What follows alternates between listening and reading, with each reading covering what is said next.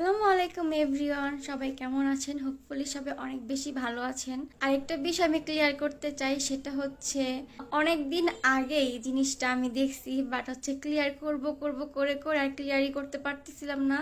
মাঝখানে আমার পেজটারও সমস্যা হলো। আপনাদের কাছে আমার একটা কোয়েশ্চেন থাকবে। কোয়েশ্চেনটা হচ্ছে যে আমি তো বর্তমানে এখন সিঙ্গেল। আমি যদি এখন রাস্তাঘাটে বের হই, যদি আমার ফ্যান ফলোয়ার্স আমাকে দেখে যদি এখন ছবি তুলে বা সেলফি তুলে সেটাকে পোস্ট করে, অবভিয়াসলি মেয়েরা করলে সেটাতে নাম হবে না। এখন যদি কোনো ছেলেকে দেখে যদি কোনো ছবি তুলে সেটাকে পোস্ট করে, হতে যে কোনো সোশ্যাল মিডিয়াতে, এটা ফেসবুকে হতে পারে, টিকটকে হতে পারে, ইনস্টাগ্রাম হতে পারে, যে মানে যেইখানে ইচ্ছা সেখানে পোস্ট করতেই পারে। এখন এই যে আমাকে নিয়ে ছবি পোস্ট করলো, এর মানে কি আমি সেই ছেলের সঙ্গে ঘুরতে গেছি? এটাই কি লজিককে ধরে? মানে কি বলবো, কিছুই বলার নাই। আর সবার আগে বলবো যে আমি এতটাও গাধা না যা আমি এক জায়গায় যাচ্ছি, আহ, বের হয়েছি, সেখানে আমি ভিডিও করব না। আমি অবশ্যই ভিডিও করে রাখছি। তার আগে বলে রাখি যে বিষয়টা আরো অনেক দিন আগের ঘটনা, তারপরেও আমার বলতে বাধ্য হচ্ছি, কারণ এটা এখনো আমাকে ইনবক্স করতেছে, আপু এটা কে। আমি মেন্টালিটি খুবই খারাপ ছিলাম, ডিপ্রেসড ছিলাম, যার জন্য আমার কাজিনরা আমার বাসায় আসে। তো ওরা আমাকে খুবই মানে কি বলবো বের করার জন্য ট্রাই করতেছিল, যে বাসায় বসে বসে এরকম ভাবে এক কোণারে বসে থাকে, শুধু শুধু ডিপ্রেশন হয়ে যাওয়ার তো কোনো প্রয়োজন হয়নি। আমাদের সাথে বাহিরে চল, বাহিরে গেলে ভালো লাগবে, বাহিরের পরিবেশে একটু নিজেকে অ্যাডজাস্ট করার ট্রাই কর, মনটাও ফ্রেশ লাগবে।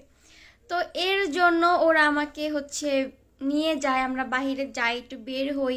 এখন ওই যে আমরা যে বাহিরে গেলাম, আমি তো প্রপারলি মেন্টালিটি ভাবে আমি ভালো ছিলাম না, আমি তো ডিপ্রেসড এখনো আছি, আর আগে তো আরো বেশি ছিলাম। আমি তো আরো ভ্লগ করার উদ্দেশ্যে বাহিরে যাই না, যে আমাকে ভ্লগ করতে হবে, এটা করতে হবে, সেটা করতে হবে। তো ওরা আমাকে বলতেছিল যে বের যখন হইছিস তাহলে কিছু কিছু শর্ট নিয়ে রাখ। ভাগ্যক্রমে যে আমি শর্টটা নিয়ে রাখছিলাম, এটা এখন আমার কাজে লাগবে। শর্টটা না নিলে যে কি হইতো আল্লাহ জানে।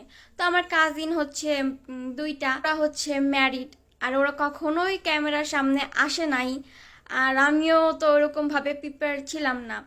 তো ওদেরকে আমি নেই নাই, যেহেতু কখনো আসে নাই, বা আনইজি ফিল হচ্ছিল ওদের। আমার নিজের কাছে কেমন জানি লাগতেছিল যে ভিডিও করব হ্যান ত্যান, কিরকম লাগে বিষয়টা, বা ভালো মানে ভালো লাগতেছিল না। ওরা হচ্ছে, আমি বলি যারা সাভারের ভিতরে আছেন বা এই ধামরাইয়ের দিকে আছেন তারা চিনবেন প্লেসটা, সেটা হচ্ছে রূপনগরে যাই ঘুরতে। রূপটপে আমরা যাই খাওয়ার জন্য। তো ওইখানে হচ্ছে আমার অনেকগুলো ফ্যান ফলোয়ার, আমি এখানেও একটা ক্লিয়ার করে দিই, আবার কয়েকদিন পরে হয়তো বা সেটা বের হবে, ওটা নিয়েও কথা হবে। ওখানে একটা টিম গেছিল, মেবি 4-5টা ভাইয়া একসঙ্গে গেছিল।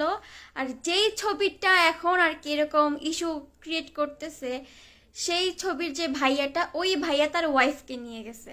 তো অনেকক্ষণ ধরে তারা আমাকে ফলো করতেছিল, কথা বলার সাহসটা পাচ্ছিল না। তো আমার কাজিনরা করছে কি, সাইডে গিয়ে পিকচার তুলতেছিল, আমি জাস্ট চুপচাপ বসেছিলাম। আমরা খাবার অর্ডার দিয়েছিলাম, সেটা আসতে একটু লেট হচ্ছিল বিধায় আমি বসেছিলাম। তো যেই ভাইয়াটা আমার সঙ্গে ছবি তুলছে, ওই ভাইয়াটা ধাপ করে ডাক দিছে যে মিমাপুন আপনি? পরে বললাম যে হ্যাঁ।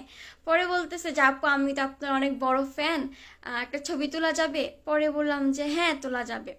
এখন আমি তো মানা করতে পারবো না, এই যে আপনারা আমাকে এত এত ভালোবাসা দেন, এত এত সাপোর্ট করেন, এখন আমি তো বিশ্ব সুন্দরী না যে আমার সঙ্গে কেউ ছবি তুলতে আসলে আমি মানা করে দিব যে না ভাই আমি ছবি তুলতে পারবো না, রূপের আগুন গলে গলে পড়বে, আমি তো এরকম বলতে পারবো না, তাই না? সেই ভাইয়া তার ওয়াইফের সঙ্গে পরিচয় করে দেয়, বললো যে এটা আমার ওয়াইফ, আমরা অনেকক্ষণ ধরে আপনাকে ফলো করতেছিলাম, বাট কথা বলার সাহস পাচ্ছিলাম না। তো আমি বললাম যে হ্যাঁ ঠিক আছে, ছবি তুলেন, কোনো সমস্যা নাই। তখন সেই ভাইয়ার ওয়াইফ আমার আর ওই ভাইয়ার একটা ছবি তুলে দেয়। ছবি তোলার পরে ভাইয়া পরে ওনার ওয়াইফকে ডাক দিয়ে আমার মানে তিনজনের একটা সেলফি তুলে। তো এই জিনিসটা আমি তাও জানতাম না যে এটা এরকম ভাবে ভাইরাল হয়েছে। তো আমার সেই কাজিনদের চোখে পড়ে, টিকটকে যায় জিনিসটা। তো ভাইয়া কিন্তু খুব সুন্দরভাবে নিচে ক্যাপশনে লিখে দিছিল, মানে নাম নিতে এখন বাধ্য হচ্ছি, ভাই সুন্দর করে নিচে লিখে দিছে যে মিমস নাজিম ভ্লগের মিম আপুর সঙ্গে হঠাৎ করে রূপনগর ঘুরতে এসে দেখা হয়ে গেছে, এরকম টাইপের একটা ক্যাপশন সে দিছে। মানুষের তো খারাপ। ওই যে সিঙ্গেল যে ছবিটা আমার সঙ্গে তার, সেটাও সে পোস্ট করছে, সঙ্গে তার ওয়াইফের সঙ্গে যে আমাদের তিনজনের যে ছবিটা আছে সেলফি, সেটাও পোস্ট করছে।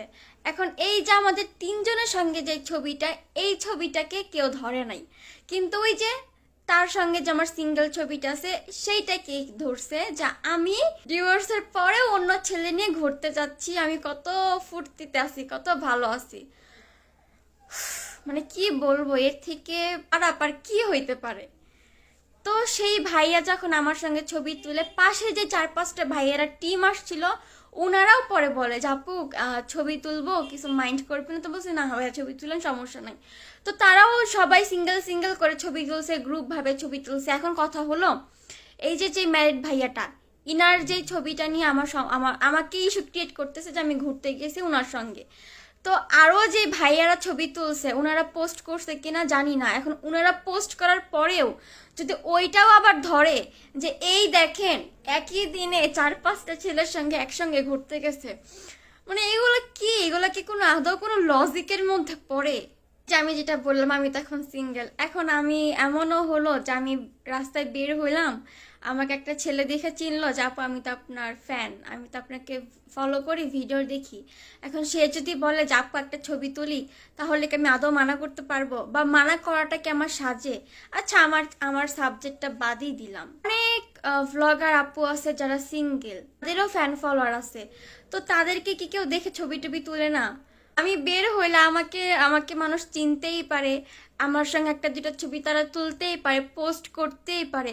তার মানে এই না যে আমি তাদের সঙ্গে ঘুরতে যাচ্ছি বা কোনো কিছু করতেছি। টুকটাক ভিডিও করে রাখছি, আমি সবগুলো ভিডিও একসঙ্গে অ্যাড করে আমি পোস্ট করব। আর আমার কাজিনদের সঙ্গে যে আমার ছবিগুলো তোলা আছে, আমি সেই ছবিগুলো ভিডিওতে দিয়ে দিব। অবশ্যই ওদের মুখে স্টিকার করে দিব, বাট দিয়ে দিব, যাতে আপনারা একটু হলেও বুঝতে পারেন যে আমি কোনো ছেলের সঙ্গে ঘুরতে যাই নাই বা কোনো ছেলে নিয়ে আমি ঘুরতেছি না। এতটুকু ট্রাস্ট আপনারা আমাকে করতে পারেন। আর মানে কত দিকে যে আমাকে বদনাম দিবে, কত দিকে যে আমাকে কালারে ফালাবে, একদম পাবলিক উঠা পুইটা লাগছে। যাই হোক, সর্বশেষ কথা এইটাই, সবাই আমাকে একটু সাপোর্ট করেন প্লিজ। এটা আপনাদের কাছে আমার খুব রিকোয়েস্ট যে এই পোস্ট টোস্ট দেখা এগুলাকে করে আমাকে ভুল বুঝেন না, আমাকে সাপোর্ট করেন, পাশে থাকেন। আর ভাগ্যিস যে ভিডিও করে রাখছিলাম, এটা এখন আমার কাজে লাগতেছে। ওই যে বলে না যে বড়দের কথা মাঝে মাঝে শুনতে হয়, সেটাই। আর সবার লাস্টলি একটা কথা বলবো পেজ সম্পর্কে, যে মিমো লাইফস্টাইল পেজে কিন্তু ভিডিও নাই। আর এই ভিডিওটা ছাড়ার পরে যদি আদার্স কোনো পেজে আপনারা দেখেন যে বড় বড় পেজগুলোতে আমার এই ভিডিওটা দেওয়া হয়েছে, তাহলে একটু কষ্ট করে আপনারা আমাকে ওই পেজে মেনশন করে দিবেন।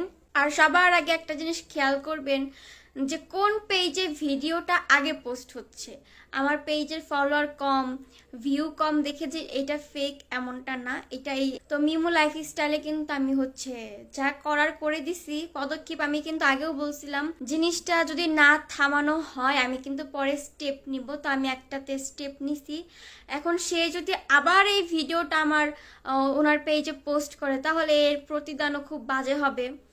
আদার্স যেগুলো পেজ আছে এগুলোকেও আমি ধরতেছি, চিন্তার কোনো কারণই নাই। তো আগাগোড়ে আপনারা আমাকে যেভাবে সাপোর্ট করছেন, হোপফুলি আপনারা সবাই আমাকে সেম ভাবে সাপোর্ট করবেন, এই আশা আমি রাখি। তো অনেক বড় ভিডিও হয়ে গেছে, আর ভিডিও বড় করতে চাই না। আজকের ভিডিও এই পর্যন্তই। সবাই ভালো থাকবেন, সুস্থ থাকবেন, আল্লাহ হাফেজ।